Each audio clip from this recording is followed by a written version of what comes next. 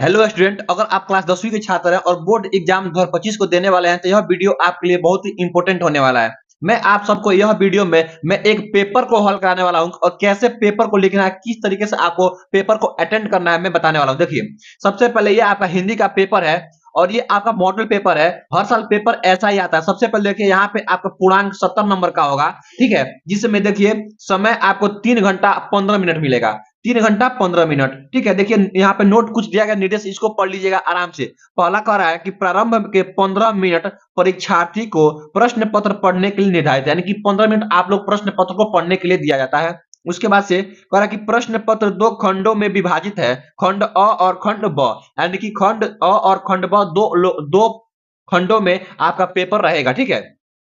उसके बाद से देखिए कह रहा है तीसरा, खंड अ में 20 अंक के बहुविकल्पी प्रश्न दिए गए जिनके उत्तर ओ एम आर पर उत्पत्र पर देना होगा, यानी कि देखिए खंड अ में आपको 20 प्रश्न होगा और वो बहुविकल्पी यानी एमसीक्यू होगा और उसको आपको ओ एम आर शीट पर देना होगा। उसके बाद देखिए यहाँ पे खंड कर रहा है, खंड ब में 50 अंक के वर्णात्मक प्रश्न दिए गए हैं, प्रत्येक प्रश्न के सम्मुख निर्धारित अंक दिए गए हैं, ठीक है। तो ये आपको खंड ब आपको लिखित है और खंड क आपको ओ एम आर शीट पर देना होता है। देखिए ये आपका खंड अ है।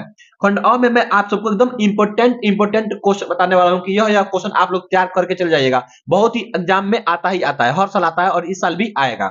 देखिए पहला क्वेश्चन आपका दिया गया है, शुक्ल युग की कला अवधि क्या होगा। तो आप लोग देख लीजिएगा शुक्ल युग की कला अवधि क्या होगा, तो आप लोग वो देख लीजिए, ठीक है। उसके बाद देखिए यहाँ पे कह रहा है छायोत्तर युग के प्रमुख कवि का नाम है, यानी छायोत्तर युग के कवि के नाम क्या है, जो इसमें चार होंगे आप लोग ओ एम आर शीट पे लगा लीजिएगा। उसके बाद यहाँ देखिए भगवत शरण उपाध्याय रचित निबंध कौन सा, यानी भगवत शरण उपाध्याय द्वारा रचित निबंध कौन सा है, तो आप लोग यहाँ पे टिक ला लीजिएगा। उसके बाद यहाँ पे रस मीमांसा के लेखक कौन है, तो रस मीमांसा के लेखक इसमें जो होंगे जैसे आचार्य रामचंद्र शुक्ल है, तो आप लोग टिक ला लीजिएगा, ठीक है। तो इस तरीके से उसके बाद देखिए यहाँ पे शुक्ल युग के प्रमुख इतिहासकार कौन है, शुक्ल युग के प्रमुख इतिहासकार आपका बाबू गुलाब राव है। तो इस टाइप में आप लोग इसको याद कर लीजिएगा और उसके बाद देखिए ये आपको 20 रहेगा, तो इस तरीके से आप लोग 20 दिया जाएगा। जैसे मान लीजिए यहाँ पे दिया गया है, देखिए यहाँ पे कह रहा है लिख कर लोहित लेह खूब डूब गया दिन दिन पड़ी अह, व्योम सिंधु सखी देहि तारक दिन बूंद बूंद दे रहा। इस पंक्ति में पहले और तीसरे चरण में कितनी मात्रा है, तो ये आपका रोला और छोटा हो जाएगा, तो आप लोग यहाँ देख लीजिए, ठीक है। उसके बाद देखिए 20 तो आप लोगों को क्या करना है, ओ एम आर शीट पे करना है। उसके बाद से आपको पेपर में कैसे करना है, देखिए यहाँ पे ये आपका पेपर रहेगा इस तरीके से।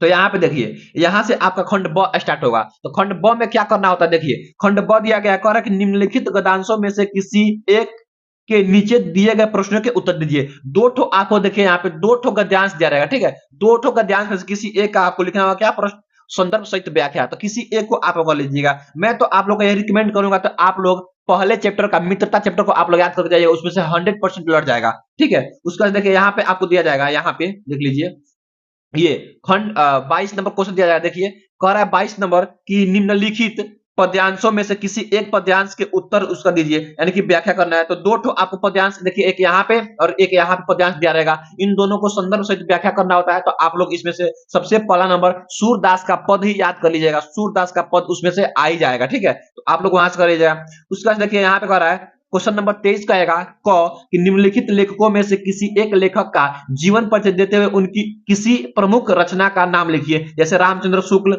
भगवत शरण उपाध्याय और जयशंकर प्रसाद। तो मैं आप सबको कहूंगा कि लेखक में आचार्य रामचंद्र शुक्ल और जयशंकर प्रसाद का आप लोग जीवन परिचय याद कर लीजिएगा, कोई एक आपको पेपर में लड़ जाएगा, ये 100% गारंटी है, ठीक है। उसके बाद देखिए ख नंबर पूछेगा, 23 का ख पूछेगा, कह रहा कि निम्नलिखित कवियों में से किसी एक कवि का जीवन परिचय देते हुए तथा उनका किसी एक प्रमुख रचना का उल्लेख कीजिए, जैसे सूरदास, सुभद्रा कुमारी चौहान, सुमित्रानंद पंत। तो आप लोग इसमें कवियों में मात्र दो आप लोग याद कर लीजिएगा, पहला आपका सूरदास, दूसरा आपका तुलसीदास। ये दोनों आपका 100% पेपर में आता ही आता है, तो सूरदास और तुलसीदास आप लोग याद कर लीजिएगा।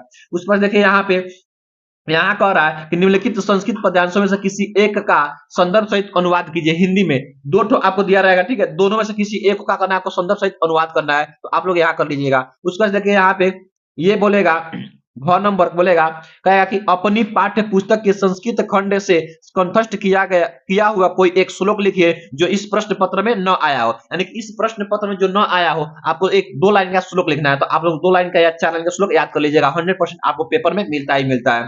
उसका से यहाँ देखिए घ नंबर का निम्नलिखित में से किसी किन्हीं दो प्रश्नों के उत्तर संस्कृत में लिखिए। यानी आपको यहाँ पे देखिए 5 ठो दिया गया, ये 5 ठो दिया गया, पांचों में से किसी 2 का आपको संस्कृत में उत्तर देना होता है, ठीक है? तो आप लोग यहाँ से कर लीजिएगा, 2 ठो उत्तर दे दीजिएगा।